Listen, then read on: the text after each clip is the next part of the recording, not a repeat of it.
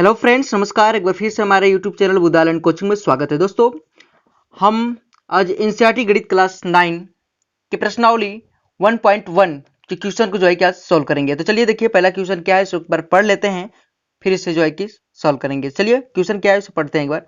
कि क्या शून्य एक परिमेय संख्या है?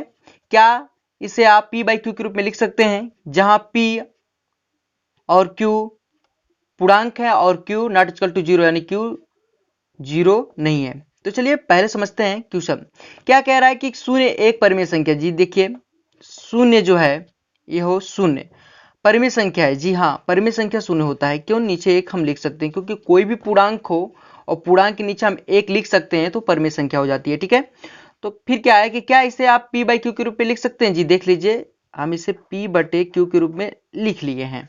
ठीक है, समझ रहे हैं ना आप?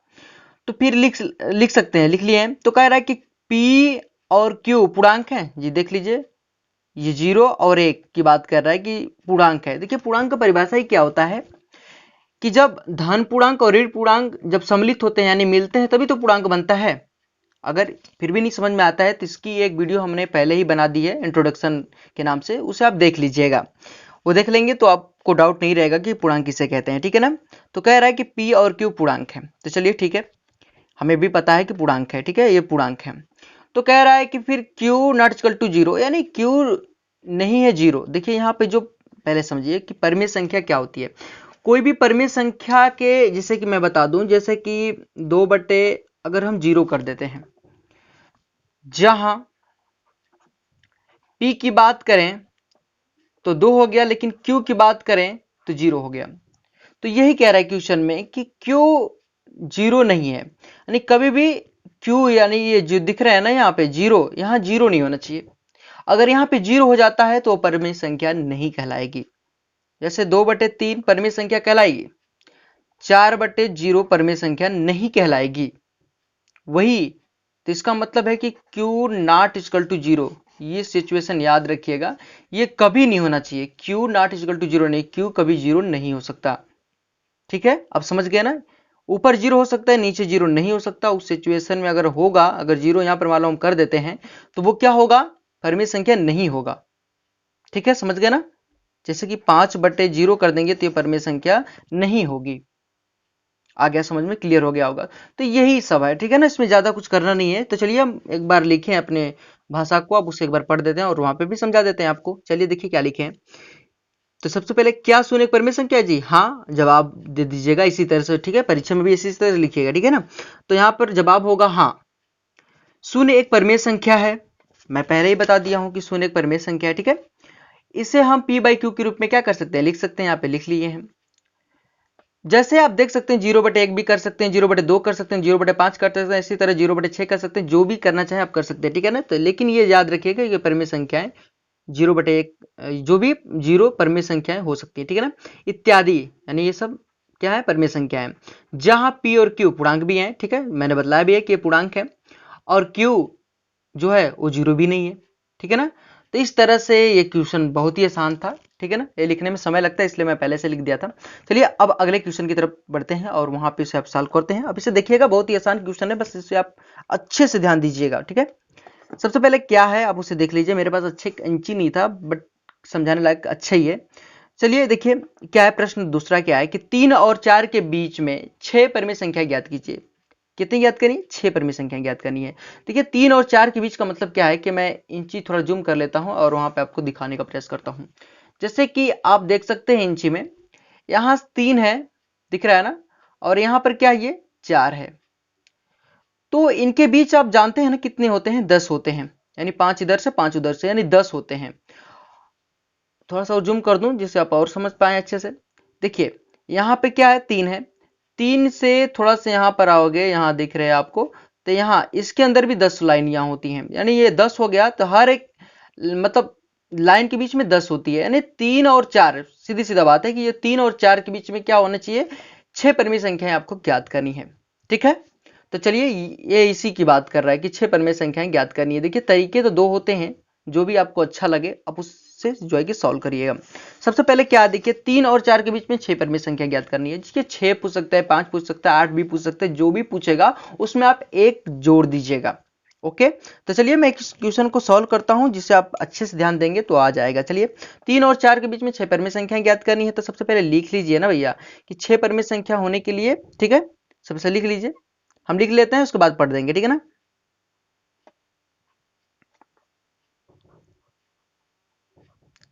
छह परिमेय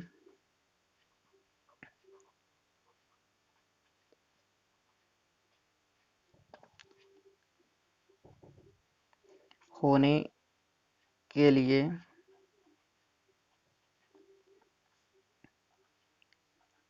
हर क्या है, 6, 6 मतलब 6 + 1 = 7 होना चाहिए।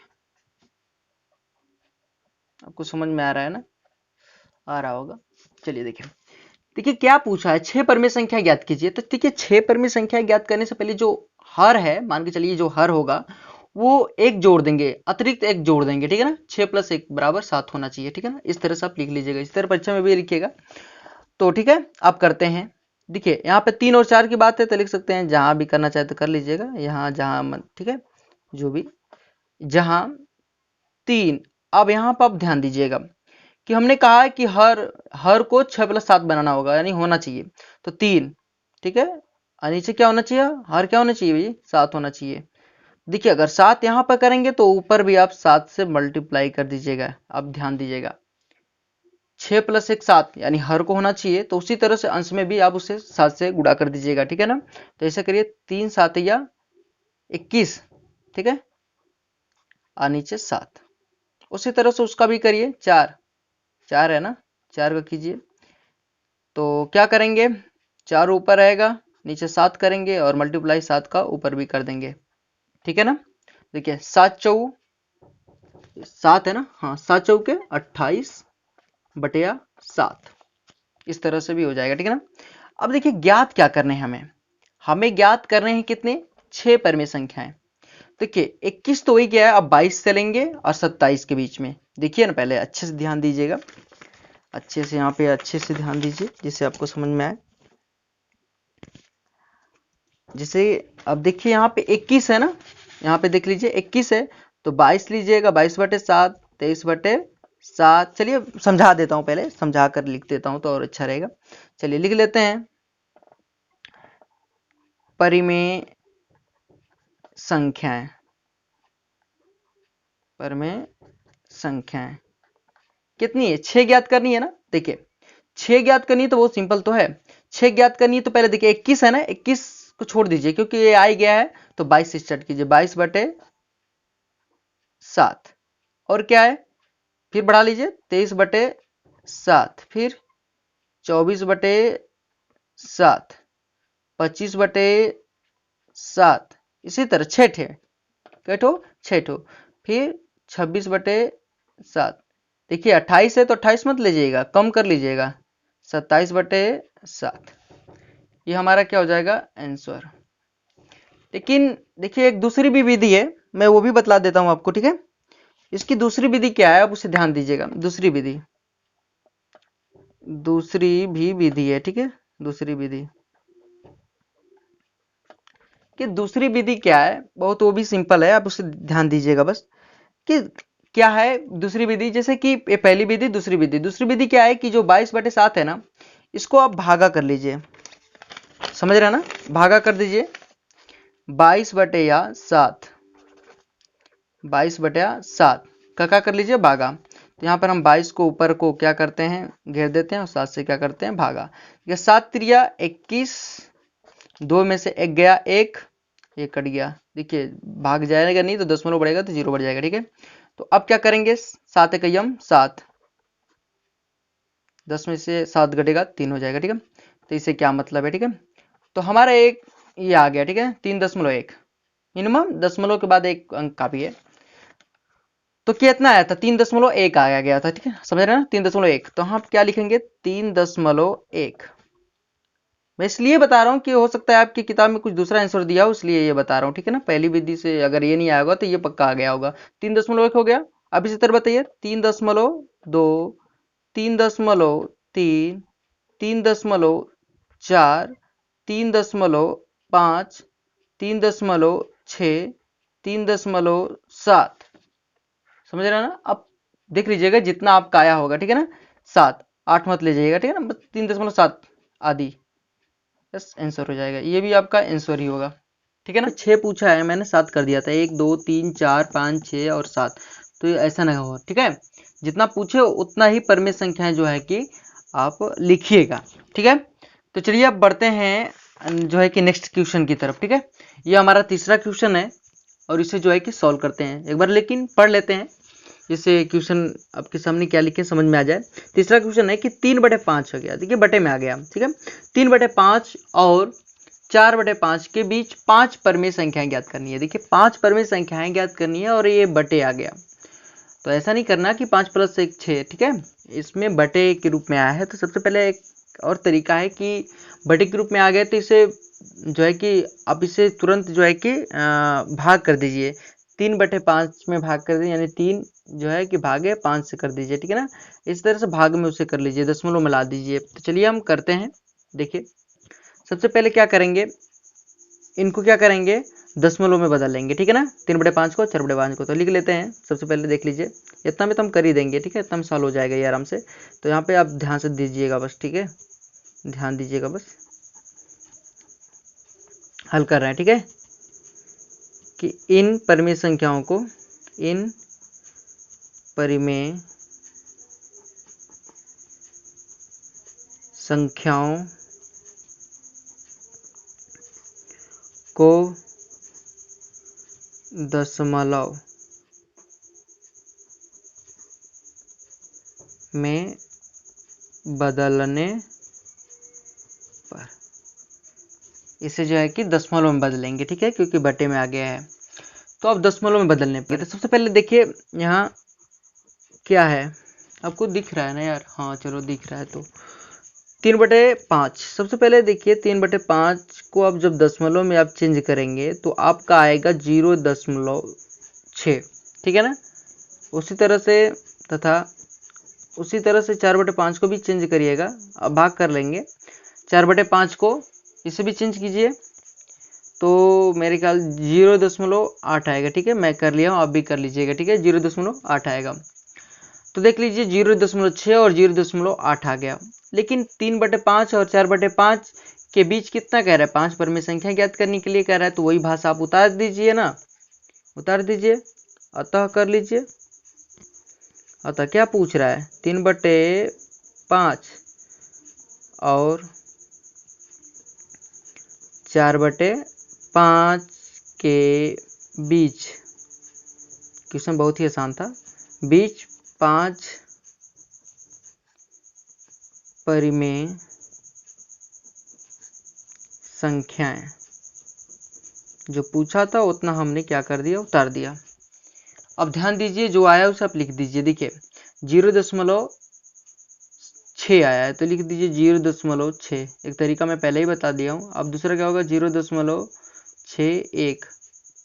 आप ऐसा कीजिए ना, जो दिया है ना उससे मत लिखिए, ठीक है ना, यहाँ से भी स्टार्ट कीजिए गिनना, 0.61, 0.62, ठीक है, दिख रहा है ना आपको, हाँ, 0.63, 0.64, कितना का है जी, 5 का है ना, 1 2 3 4 हो गया, 0.65, ये हमारा 5 हो गया, 1 2 3 4 और 5, ठीक है ना। आपको आया समझ में। तो चलिए एक तीसरा क्वेश्चन ही बहुत ही आसान था, समझ में आ गया होगा, ठीक है। अब बढ़ते हैं अगले क्वेश्चन की तरफ। अगला क्वेश्चन क्या है, चौथा। देखिए चौथा बहुत ही बढ़िया क्वेश्चन है, लेकिन आपको थोड़ा सा समझना पड़ेगा, ठीक है ना, आप अच्छे से थोड़ा सा समझिएगा इसे। क्वेश्चन बहुत ही आसान था, मैं पहले इसका भाषा लिख दिया हूँ जिससे आपको समझाने में कम समय लगे, ठीक है ना, उस तरह से बहुत ज़्यादा समय लग जाता मैं लिखता तो। चलिए आप समझिए पहले, सबसे पहले क्या दिया उस क्वेश्चन को पढ़ते हैं। दिया कि नीचे दिए गए जो कथन हैं वो सत्य और असत्य हैं, कारण के साथ अपने उत्तर दीजिए, यही कह रहा है क्वेश्चन, कोई ज़्यादा क्वेश्चन कठिन नहीं है, आप इसे ध्यान दीजिए। पहले क्या कह रहा है, पहला क्वेश्चन है कि प्रत्येक प्राकृतिक संख्या, देखिए प्राकृतिक संख्या जो होती है आपको पता भी होगा कि जो प्राकृतिक संख्या है, मतलब प्राकृतिक जो संख्या है वो स्टार्ट कैसे होती है, पता है आपको, 1 2 3 4 5 6, इसी तरह से डॉट डॉट इन्फिनाइट यानी अनंत। समझ रहे, इसे अनंत भी कहते हैं। ठीक है, तो ये होती है प्राकृतिक संख्या।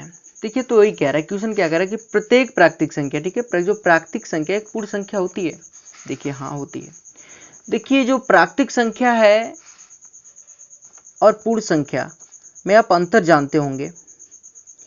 चलिए, मैं आपको नहीं जानते हैं, मैं ये सब बतला चुका हूं पहले वाले वीडियो में, आप उस वीडियो को देख लीजिएगा एक बार, ठीक है ना। पूर्ण संख्या, तो पूर्ण संख्या होती क्या है,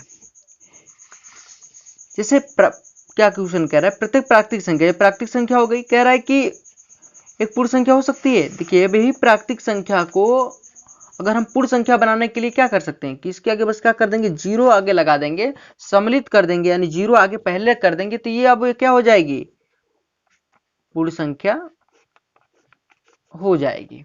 समझ रहे हैं ना, बस इसके आगे जीरो कर देंगे तो जो प्राकृतिक संख्या कहलाती थी, अब उसके अब क्या कहलाएगी, पूर्ण संख्या कहलाएगी। और जीरो हटा देंगे तो प्राकृतिक संख्या कहलाएगी।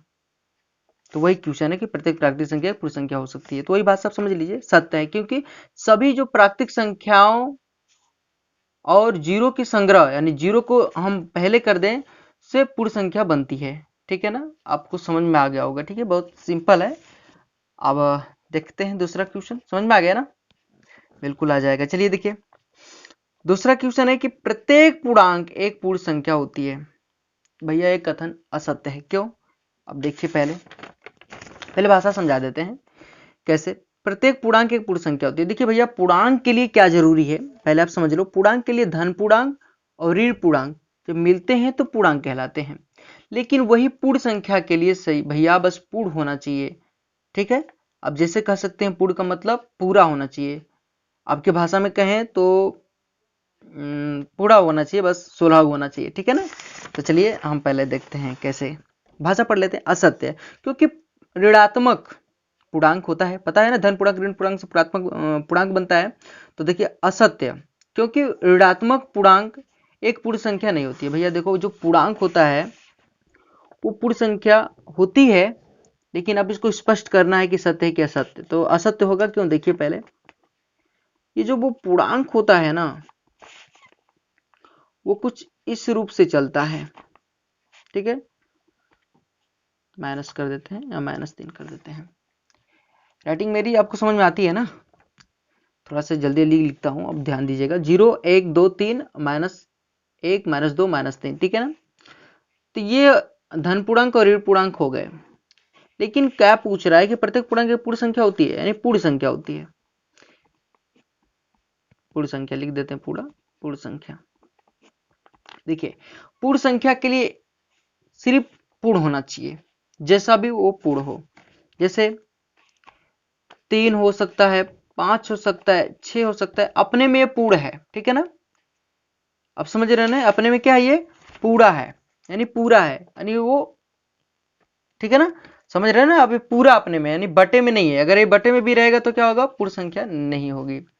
ठीक है ना, तो आप ये समझ लीजिए। ठीक है ना, तो पूर्ण संख्या होने के लिए क्या जरूरी है, वो अपने में पूरा होना चाहिए। और पूर्णांक क्या है, उसमें धन पूर्णांक भी होता है, ऋण पूर्णांक होता है, इसलिए ये कथन जो है कि नहीं माना जाएगा, यानी ये असत्य होगा। वही भाषा है कि असत्य, क्योंकि ऋणात्मक पूर्णांक एक पूर्ण संख्या नहीं होती है। ठीक है ना, इसमें ज्यादा कुछ है नहीं, मोबाइल थोड़ा स्टेडी हो गई थी, मैंने देखा नहीं, लेकिन अब समझ रहे हो ना, ये आसान है। तो क्या करते हैं, अब 2 क्वेश्चन हो गए, अब चलिए तीसरा क्वेश्चन को भी देख लेते हैं। तीसरा क्वेश्चन है कि प्रत्येक परिमेय संख्या, अब प्रत्येक समझना है, परिमेय संख्या क्या है। प्रत्येक परिमेय संख्या, मैं पहले ही मैं इंट्रोडक्शन में सब इसका जिक्र कर चुका हूं। तो प्रत्येक परिमेय संख्या एक पूर्ण संख्या होती है। यार, ये भी तो असत्य है। चलिए देखिए कैसे। देखिए, परिमेय संख्या जो होती है ना, 3/4 जो भी हो जाएगी, या कह सकते हैं P/Q के रूप में रहेगी, तो क्या रहेगी, परिमेय संख्या रहेगी, एक पूर्ण संख्या होती है। ठीक है, बात समझ रहे हो ना, पूर्ण संख्या होती है। आपको बताना है कि यह असत्य है कि सत्य है, तो यह सत्य होगा। क्यों? क्योंकि मैं पहले ही बता चुका हूं, अभी बता रहा हूं कि पूर्ण संख्या के लिए सिर्फ पूरा होना चाहिए। समझ रहे ना, यह पूरा होना चाहिए, ये नहीं कि जो है कि बटे में हो जाए। ये 3 हो सकता है, 10 हो सकता है, 5 हो सकता है, 6 हो सकता है, यानी अपने आप में पूरा होना चाहिए, यानी कह सकते हो आपके भाषा में कि वो सुलभ होना चाहिए, यानी पूरा होना चाहिए। ठीक है, तभी वो पूर्ण संख्या होती है। लेकिन ये परिमेय संख्या क्या होती है कि वो बटे में चलती है, जो कि इस रूप में नहीं है, इसलिए ये कथन असत्य है। आपको मेरी भाषा में समझ में आ रहा है ना? आप इस भाषा को परीक्षा में लिखना होगा तो इस भाषा को लिखिएगा, ठीक है ना? ठीक है, देखिए असत्य, क्योंकि परिमेय संख्या इस तरफ से चलती है इत्यादि, अपूर्ण संख्या नहीं है। समझ गए ना? तो बस इतना ही कुछ इस अभ्यास में था, आपको अच्छे से समझ में आया होगा। तो बस ये क्वेश्चन इतना ही समाप्त हुआ। अगर ये हमारा वीडियो पसंद आया हो तो प्लीज़ हमारे वीडियो को लाइक कर दें। अगर हमारे चैनल पर नए हैं तो प्लीज़ हमारे चैनल को सब्सक्राइब कर दें। आपका बहुत बहुत धन्यवाद। चलिए अगले मिलते हैं अगले वीडियो में, तब तक के लिए जय हिंद, वंदे मातरम।